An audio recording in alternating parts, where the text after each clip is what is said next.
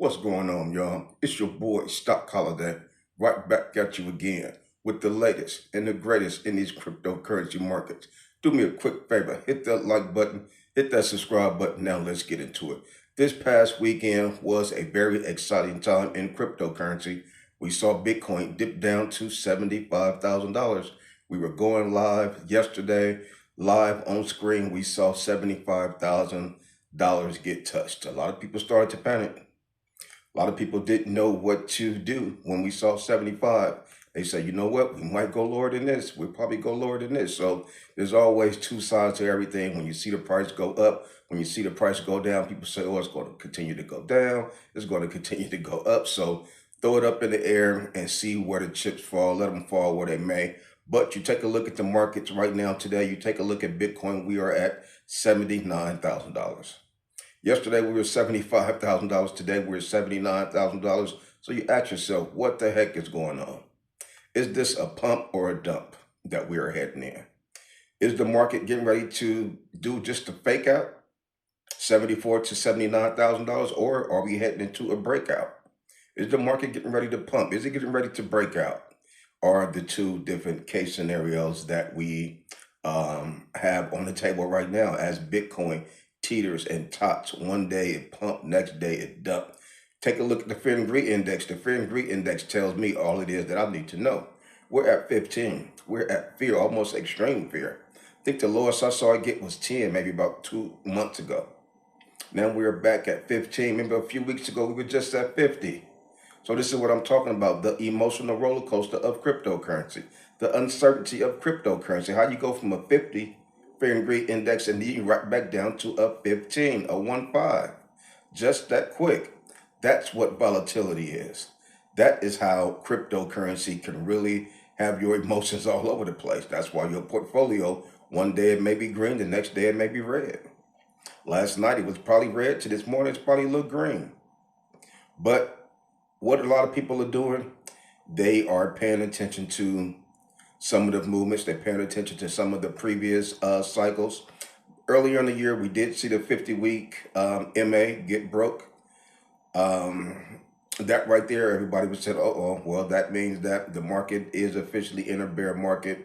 It's a lagging indicator. We've probably already been in a bear market. So that right there really gives the bears a one-up, saying, you know what? If the 50-week MA was broke, then it's official. We heading in a downward spiral. This is just a little fake out, a little bit of a pump before the major dump. People are saying that market's probably going to go down to the $60,000 range, possibility even getting to the $40,000 range.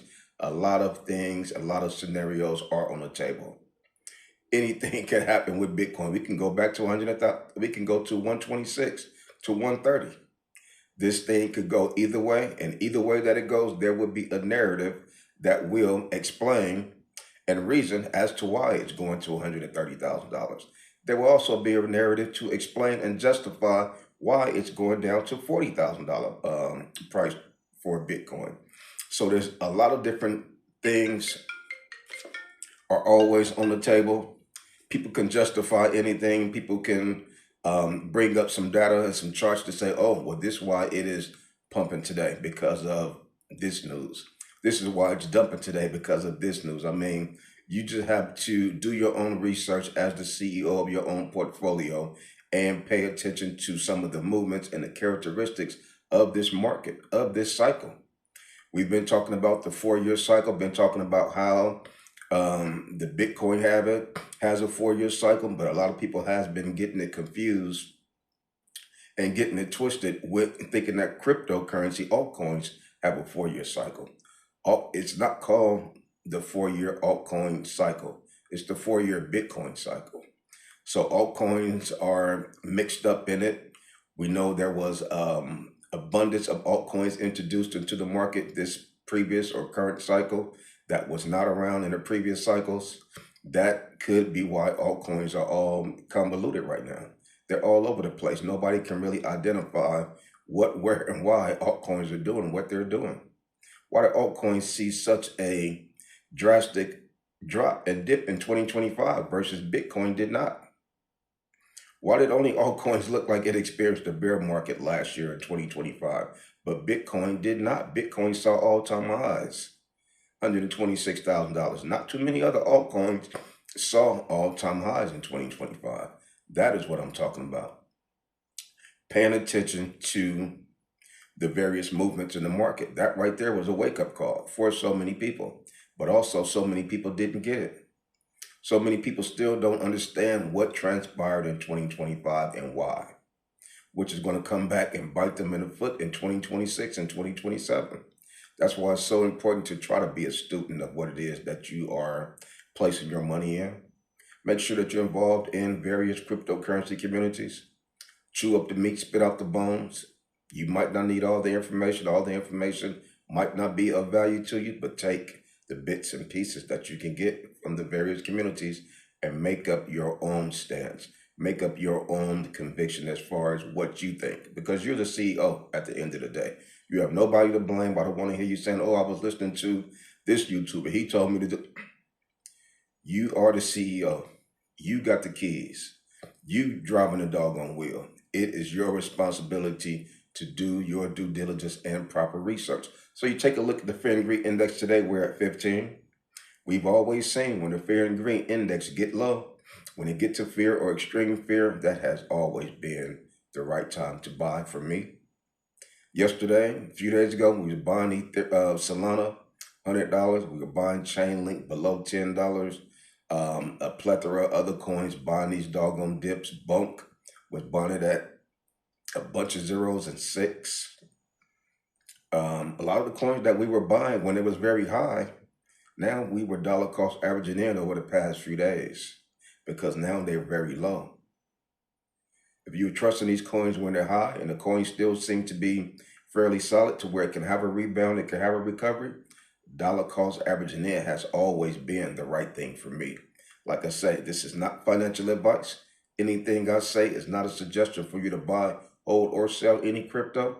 This video is strictly for educational and entertainment purposes only. Before investing into anything, please consult with a professional financial advisors. So Ethereum sitting right now, $2,380. Remember about a week ago, we were saying, dang, as long as we could keep Ethereum above $3,000 range. That is not the case. Now we have dipped all the way down to $2,300. The Ethereum dominance is continuing to slide down, which is not what we want to see. We never see the Ethereum dominance even start to pump into the 15, 16, 17% range. That did not happen. We never seen the Bitcoin dominance dip to 56, 57%. That didn't happen. Is that still on the table for 2026? Is what we're wondering. It are the possibilities. Can that happen in 2026? Everybody is thinking doom and gloom. Everybody thinking Bitcoin is going to go down to $40,000, $50,000. Those are possibilities. But what if? Never forget 2025. If you don't do anything else in your cryptocurrency journey, never forget what we just came out of in 2025. Never forget all of the high praise, all of the great expectations, all of the joy, all of the excitement of 2025. Altcoin season 2025. All-time highs for altcoins, all-time highs for Bitcoin. The year after the Bitcoin halving. What did 2025 deliver to us? How did our bubbles get bursted? Because we were expecting one thing and the other thing got delivered. Fast forward to 2026. What are everybody expecting? Everybody is expecting a bloodbath. Everybody's expecting Bitcoin to lose its footing. Expecting altcoins to continue to get destroyed. They got destroyed in 2025. People are expecting it to get destroyed again in 2026. What if things go the other direction like it did in 2025? Everybody's expecting doom and gloom in 2026. We can't possibly get delivered the opposite. When everybody's expecting one thing, the market could just shift. Like Barry Sanders running down the field, You think you're getting ready to tackle him? He make that move. You go that way, he go that way. So you got to be careful, making sure you don't get faked out of the market, making sure you don't run the risk of sitting around in the market getting destroyed in 2025. You took all the bumps, took all the bruises, and now when it comes time to celebrate, when it comes time to see the fruits of your labor, you're no longer around. You're no longer there to benefit, but you were there to plant the seeds. You did all the hard work. You was doing all the sweating. You would crying some nights because there was so much emotions. Now, when it comes time to reap the benefits, you're no longer around because you exited. Panic sell, weekends type stuff. So you want to make sure that you're doing what's right for you as the head of your portfolio. Doing as much research as you can, paying attention to the various markets, taking a look at silver and gold. What did we just learn from silver and gold? Not to buy the all-time highs, not to run into the fire when the markets are green.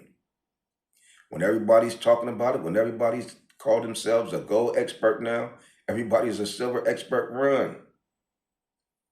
When Bitcoin gets to an all-time high, everybody's a Bitcoin expert, run. Let me get up out of here. I'll let y'all take care of it. When the market dip like it is right now, when the fear and greed index get to fear, when the fear and greed index get to extreme fear, that's when I make my moves. Over the past few days, what have we been doing? Dollar cost averaging in. Will the market continue to dip? Who knows? But one thing I do know, the fear and greed index is at 15. When it starts to increase, go to 18, 20, 25. The market's going to go up too. My portfolio should be going up and following it as well. What type of levels should I be looking at for the fear and greed index to come back down is what I'm already thinking. We're at 15. What, when we get to 50 again, would that be a sign that the market's getting ready to come back down? Who knows? But these are some of the things that I'm paying attention to as we look at the various market indicators on a daily basis. So this is all excitement to me. This market right now is so exciting because there's a lot of things going on. There's a lot of things happening. A lot of things moving, portfolios moving all over the place. Looked at my portfolio last night. I said, all right, it is what it is. Woke up this morning, looked at it, I said, okay, cool. Making a little progress. You know, a little bit here, a little bit there is a whole lot at the end of the day. So baby steps. Give me a little bit at a time. I'm cool with that. But we understand that this is not going to be a overnight type journey. We're in it to win it. It's going to be a long run. Who knows? It could be 1 year, 2 years. Nevertheless, guess who's going to be around for it? Me, you.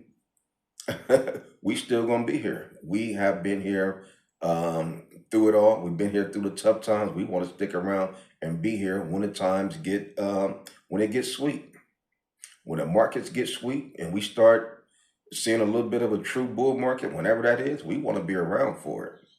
We was around for the sour times, eating lemons last year. Remember, I was back there on my lemon tree picking lemons, getting destroyed in 2025. So we want to be around when the markets turn around and things start to get sweet. That is what I'm excited about. That is what I'm waiting on. That is what I'm strategically planning for as we continue to do portfolio analysis throughout the month. As we continue to read the various headlines, see what Coinbase doing, see what Binance doing, hearing what they talking about. I see him saying this, but I don't really believe him. You know, just because they saying something, be careful for the fake outs, even with the exchanges. If you already seen the live last night, we talked about some of the things these cryptocurrency exchanges are doing and why they're doing them. Even on down to the Robinhood platform, some of the new things that they're doing and why they're doing them. What is going on with the Clarity Act and why it's not getting approved. What is going on with the banks. We had a heck of a show yesterday. If you didn't watch it, go back and look at the live show that we had yesterday. Awesome time. We even had a visit from old Tony Trump, Donald Trump nephew. So if you click that notification bell so you can stay alerted when we do the pop-up lives. You never know when your boy gonna go live, but we do that live and we have a heck of a time as a cryptocurrency community coming together, able to ask the various questions, able to hear what other folks are doing, the various strategies from your counterparts. So click the like button, click the subscribe button, come on over there, join us in the Patreon. We have a great and awesome cryptocurrency community. But like I say, I just continue to come to you guys every day just to continue to give you that good encouragement. Coming to you guys every day to give you that good motivation. And that's all I got for you on this one. It's your boy, Stock Holiday, and I'm out.